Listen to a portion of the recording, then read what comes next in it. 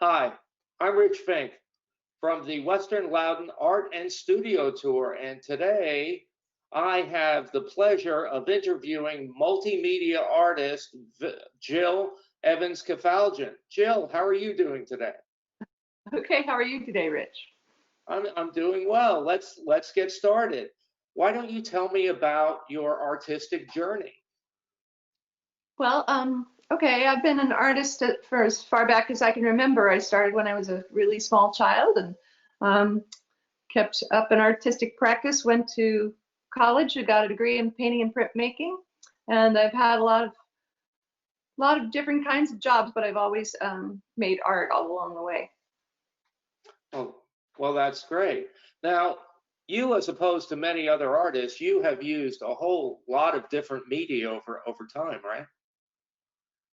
Yeah, well, starting with, I guess I always have, but in college, having that dual degree kind of reinforced that. And I find that if I'm stuck when I'm working in one medium, like oil painting, for example, a few years ago, I started a few oil paintings and they just weren't working for me. So I radically changed to my mixed media work. And I find that switching media is a great way to loosen myself up creatively. Okay. Now, when you say mixed media, what types of media do you tend to combine to get the effect you're looking for? So a lot of my more recent work, like that you see behind me, those are made on unprimed birch plywood panels, and then I stain the wood with watercolors and an underpainting, and then I go over the surface with many layers of colored pencil in various colors, really building up the surface, and then at the end I varnish the heck out of it. Um, so it's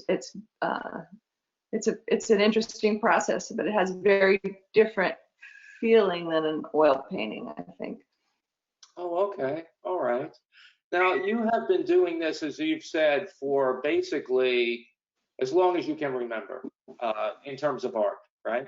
So, my question would be, how has your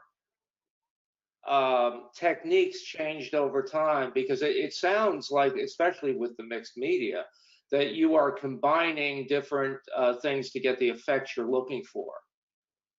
Yeah, it's a hybrid of painting and drawing. And it has a very tight, there's a very drawing-like quality to it. Um, but again, I recently just, I got a commission and I told myself I would use the money from the commission to buy myself a nice set of oil paints. And I have a new canvas and I think I'm going to be getting back into painting pretty soon again, because I miss that directness and the gesture that comes with painting. The mixed media works are very planned, and executing them takes a very long time, especially a large piece. Because if you imagine drawing repetitively, laying up layers of color, it's time consuming, and you end up with something that's very controlled. And I'm ready to loosen up a little bit and do some painting. Okay. And the joy of oil painting is you can, as opposed, let's say, to watercolor, with oils, you can change things along the way because it takes so long for them to dry, right? So you can be more flexible. And sounds like that's That's, something that you really like. yeah, yeah. I also like the tactile nature of oil painting. I mean, the paintiness of it, if that makes any sense. And yeah, so I'm ready to get back to that. But of course, at the same time, I'm always doing my prints, my relief prints, which are very different in character from my paintings, I think. Very graphic. Yes, that's true, and that's a perfect way to move over to the three images of your juried work for the tour, so we can talk about them. Are you ready for that? Sure. Okay. All right. Just give me a second.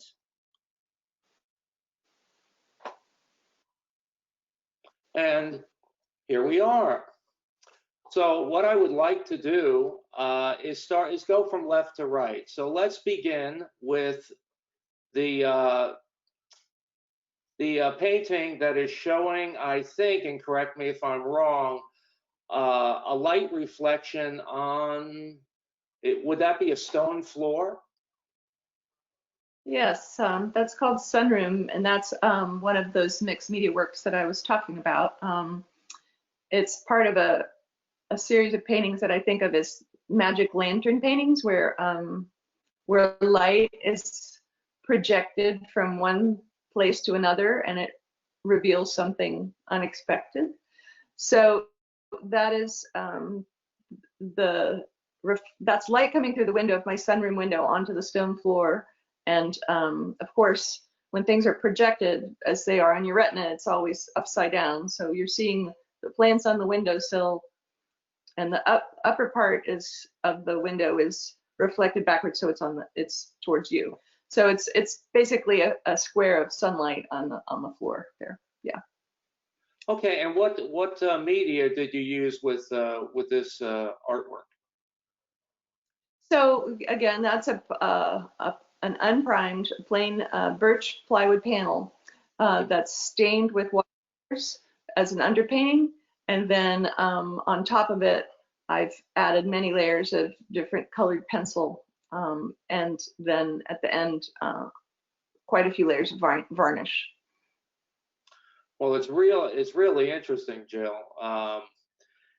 First time I saw this, it really had me going with the group of plants that are, now that you're saying that it is really a mirror, they're sitting apparently on a window ledge and growing up instead of growing down. It's very cool. It really is. Thanks. Okay, let's move over to a totally different style. The next one over, the all yours, the true, let's call it a true heart picture, not something you would see on the I Love Lucy beginning of the show. What can you tell me about this piece here? Well, as you said, Rich, it is an anatomical heart. It's kind of a playful image, bringing up the idea of tattoos, like the classic mom tattoo.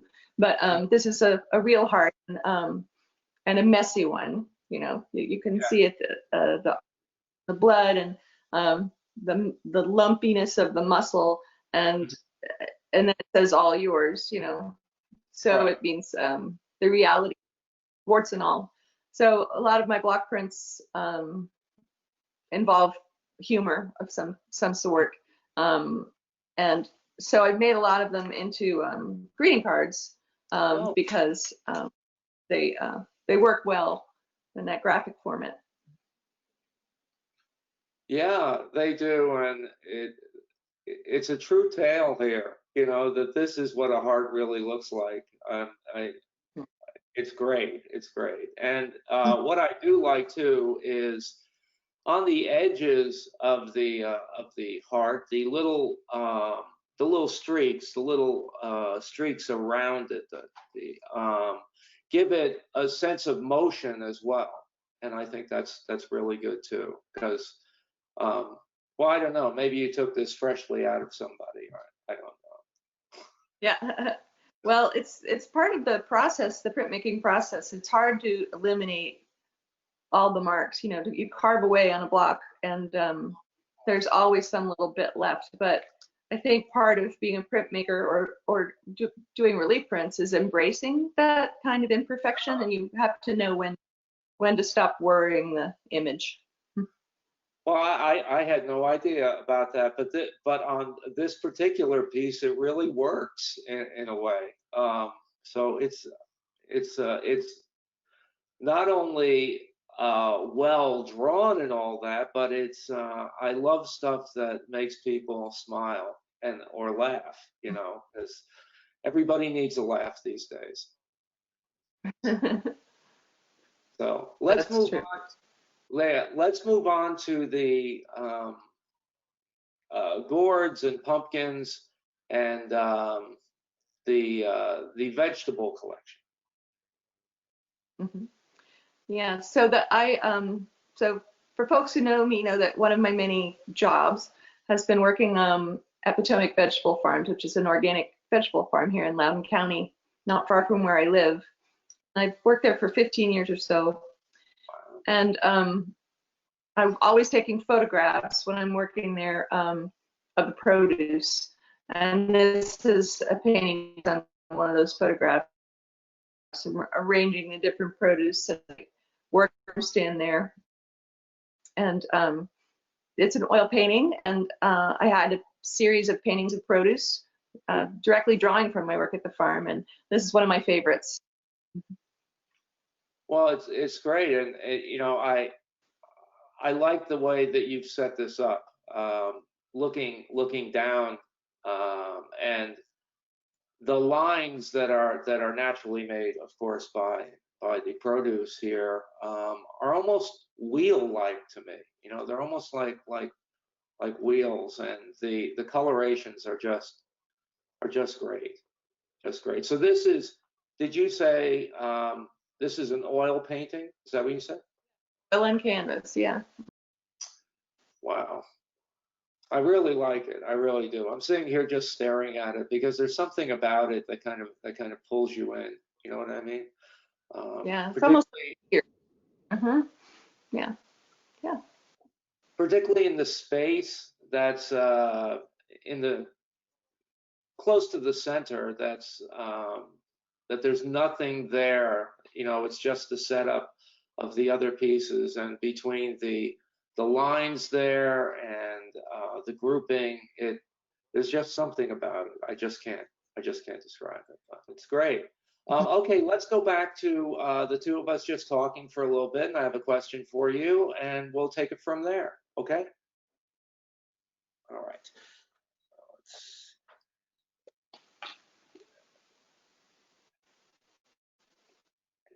Okay. And here we are. Here we are. So, you know, I really have to say, Jill, the amount of different ways that you work, which you have implied, you kind of get plateaued with one particular thing, and you move on to something else. But because of that, your work is really interesting. It has so many different layers. I just think it's great. I do. And I'm sure there's a lot of other people that would love to see more of your inventory. And you know, in this day and age, right now, it all comes down to the internet. So if you can give me your connections to the internet, you know, like your website and maybe Facebook or the other social media connections, I think that would be excellent, and it would give people a way to buy more of your work. You can find my work at my website, arcticgardenstudios.net, and you can also find it on Facebook, Garden Corner Studios, or Instagram, Garden Corner Studios. Okay, that's great. Well, is there anything else, Jill, that you'd like to tell me about, you know, your artwork that we haven't covered in the interview so far? No, I miss seeing everybody at the studio tour this weekend, and hopefully we can all get together next year and I can see all the old friends and new. Yeah, I certainly hope so, and hopefully next year will be totally different, and we'll be back to the actual tour. That would be great. Yeah. Yeah.